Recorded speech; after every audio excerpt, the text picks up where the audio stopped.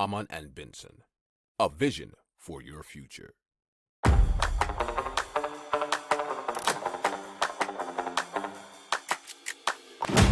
Économie, tech et innovation, hydrogène, énergie. Le journal des stratèges. Présenté par Boris Gall. Bonjour à tous et bienvenue dans le journal des stratèges consacré aujourd'hui à l'énergie. Au sommaire, on va vous parler d'un chauffage qui transforme le son en chaleur. On va aussi vous parler de radiateurs connectés pour faire des économies et de la ville d'Amiens qui produit de l'électricité avec ses feuilles mortes. Vous écoutez le journal des stratèges numéro 303 et ça commence tout de suite. Harman and Benson. Le journal des stratèges.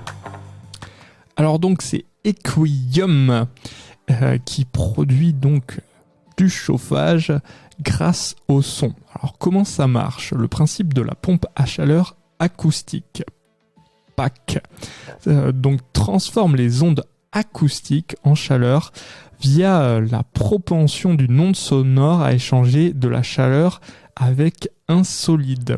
La PAC émet une onde sonore de très haute puissance qui pompe de la chaleur de manière très efficace. Alors la pompe à chaleur ne nécessite qu'une maintenance légère et sa durée de vie est de 30 ans. Le fondateur explique qu'avec 1 kW d'électricité, vous allez pomper 2 kW à l'extérieur et restituer 3 kW de chaleur dans la maison. C'est, selon lui, 3 fois plus efficace qu'un radiateur. Alors, Equium va lancer la production de ses premiers modèles, dont la commercialisation commencera mi-2023. Le prix de ce système n'a pas encore été révélé.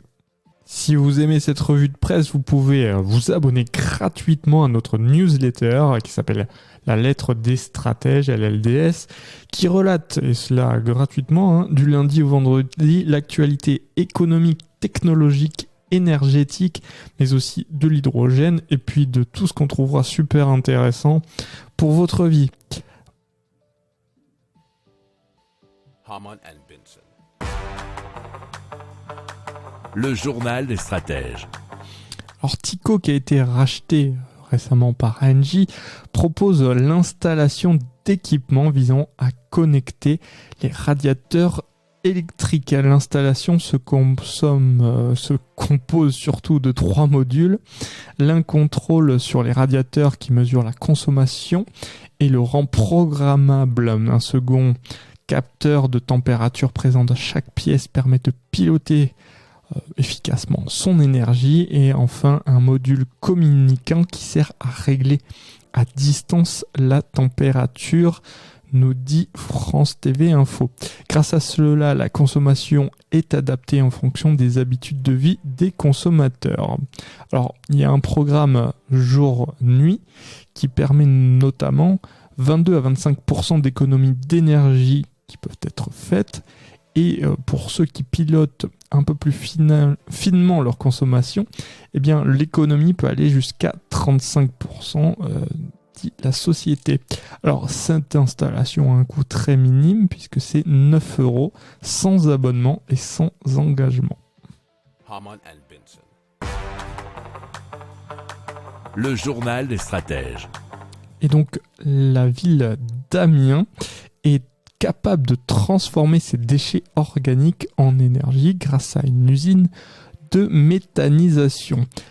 Chaque année, environ 500 tonnes de feuilles mortes sont ainsi envoyées dans cette usine. Une moitié est transformée en compost, mais l'autre est transformée en énergie, nous dit positiveur.fr.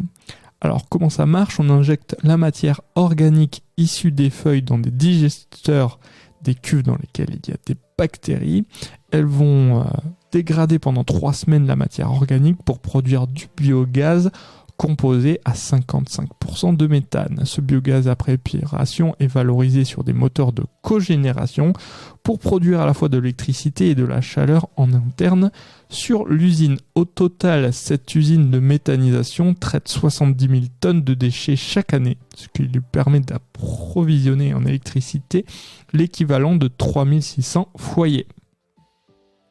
Si vous aimez cette revue de presse, vous pouvez vous abonner gratuitement à notre newsletter qui s'appelle La Lettre des Stratèges, LLDS, qui relate, et cela gratuitement, du lundi au vendredi, l'actualité économique, technologique, énergétique, mais aussi de l'hydrogène, et puis de tout ce qu'on trouvera super intéressant pour votre vie. Hamann and Benson. Le journal des stratèges. Voilà, c'est terminé pour aujourd'hui. Je vous souhaite une excellente fin de journée et je vous dis à très vite pour plus d'infos. Ciao.